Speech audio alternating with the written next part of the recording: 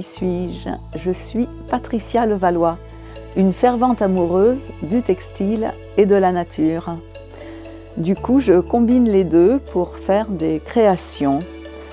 Alors, je peux utiliser des teintures végétales, faire des éco-prints sur les tissus, mais je peux aussi ramasser des herbes dans la nature, des algues, et en faire d'autres supports visuels, artistiques, plaisants à voir, qui bougent avec le vent.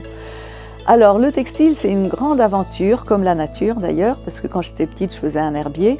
Et le textile, quand j'étais petite, je mangeais. J'adorais l'odeur des serviettes de toilette. Et je ne pouvais pas m'empêcher de m'en faire des chewing-gums. Donc, ma mère n'était pas très contente. Mais du coup, c'était vraiment quelque chose qui m'attirait, quoi, le textile et les plantes. Et c'est resté depuis toujours.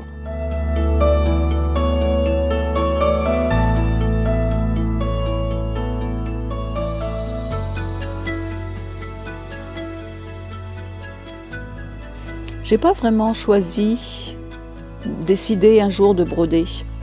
En fait, c'est une amie qui m'a offert plein de fils à broder et je m'y suis mise toute seule, sans apprendre, et je ne faisais que du point-de-tige et je tournais.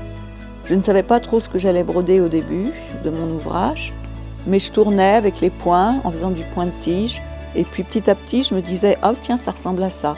Donc je continuais dans le même sens de ce que ça pouvait représenter.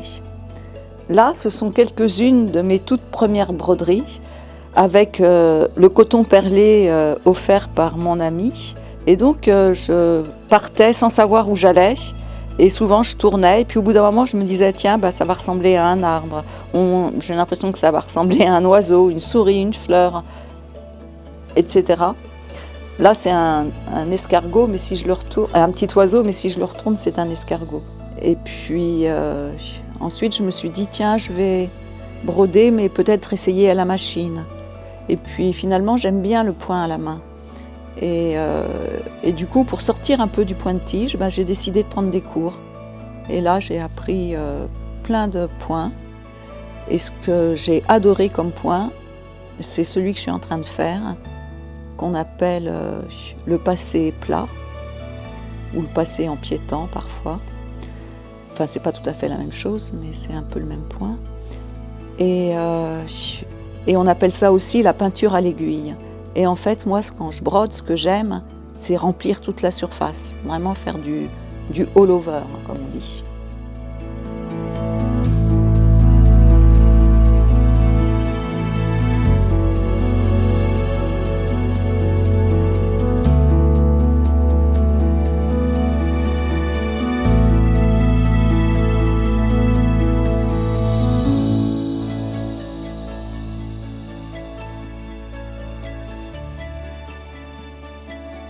En fait, cette broderie, elle raconte une histoire. Au début, j'ai fait une petite barque, mais je ne savais pas du tout où j'allais quand j'ai commencé à broder. Au début, j'ai fait une petite barque et puis je pensais la finir avec le coucher de soleil. Et en fait, j'ai continué. Je me suis mise à faire une nature luxuriante et puis de l'autre côté, une nature un peu la nature hors sol, la nature OGM, la nature qu'on n'aime pas. Enfin, qui n'est pas la nature d'ailleurs, qui est l'agroalimentaire, enfin bref. Et puis, je travaille dans le social, et puis parfois les femmes que j'ai accompagnées, elles me racontent leur histoire. Et du coup, elle a évolué vers la mer, cette broderie. Et là, c'est un naufrage, en fait. Les petits points marrons, c'est des êtres humains qui sont dans l'eau. Et cet oiseau, c'est une menace, c'est la menace du pouvoir. Ici, ce sont des incendies. La fumée partira en forme d'euro, parce que finalement, si tout ça, c'est la finance qui pourrit ce monde, et ce côté-là, c'est l'utopie finalement, c'est ce qu'on aime et c'est l'espoir. Voilà. Et là, j'avais retrouvé cet arbre que j'ai fait le 6 avril 1980, je l'avais dessiné, et j'ai envie de le mettre ici. Et puis, à contrario, je mettrai ici un arbre mort, brûlé. Et du ciel bleu, ça partira au sombre. chapeau noir peut-être même. Voilà. Et peut-être que je ferai un livre à partir de cette broderie pour raconter l'histoire de notre monde.